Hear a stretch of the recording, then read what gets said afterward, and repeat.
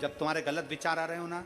गलत सोचने में आ रहे हो, उसके साथ ऐसा नहीं हो जाए, मेरे पति गए उनके साथ ऐसा नहीं हो जाए, मेरा बेटा स्कूल जा रहा है उसके साथ ऐसा नहीं हो जाए, मेरे साथ में ऐसा नहीं हो जाए, जरा सी हाथ दुखा तो लगा कि कहीं मुझे बड़ी बीमारी तो नहीं हो गई, जरा सा एक छोटी सी भी फुंसी हो जाए ना, एक छोटी सी भी गांठ आ जाए शरीर में तो ऐसा ना लगने लगे कि मुझे कहीं कैंसर जैसा रोग तो नहीं हो जाएगा, कहीं मुझे बड़ी बीमारी तो नहीं हो जाएगी, कहीं जरा सा किडनी में दिक्कत आई, पानी पीने में दिक्कत आई, कहीं आंखों में दिक्कत आई तो कहीं बड़ी बीमारी तो नहीं हो। नेगेटिवता, गलत सोच, गलत विचार, गलत दृष्टि। ऐसे कई लोग हैं जिनकी सोच में ये गलत चीजें आती रहती है। और प्रयास करना, पितृपक्ष की आज रवि प्रदोष की इस कथा को सुनकर प्रयास कर देखना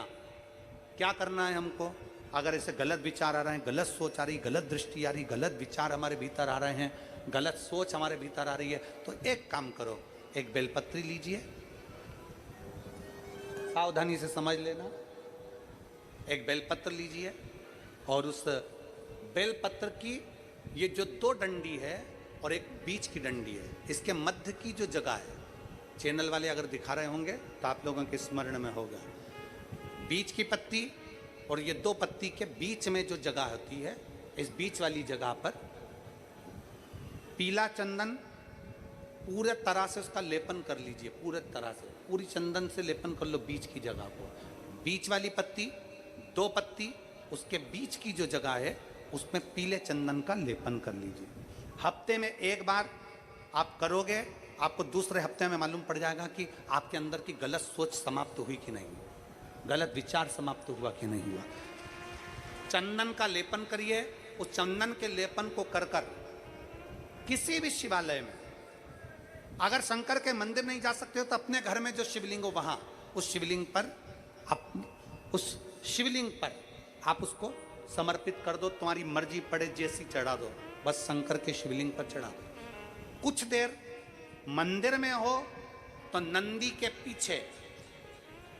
अगर मंदिर में हो तो नंदी के पीछे, और घर में हो तो किसी भी स्थान पर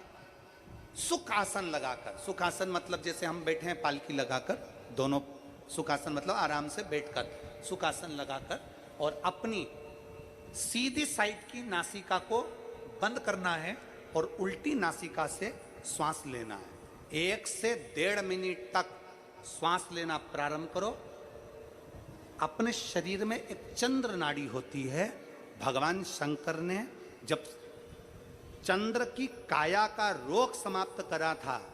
भगवान शंकर ने जब चंद्र की काया का रोग समाप्त करा था तो चंद्र ने हाथ जोड़कर कहा था कि मेरी काया का रोग आपने समाप्त कर दिया महादेव, मेरे लिए आज्ञा करो, मैं क्या करूं। शंकर भगवान ने कहा चंद्रदेव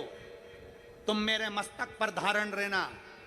और संसार के जितने भी मनुष्य हैं इन मनुष्य के अंदर चंद्र नाड़ी में तुम विराजमान रहना। सुनो चंद्रदेव, जब मनुष्य गलत विचार करे, गलत सोच करे, गलत दृष्टि रखे, उस समय पर अगर तुम्हारी चंद्र नाड़ी प्रबल हो जाए तो उसकी बुद्धि में से गलत विचार समाप्त हो जाए।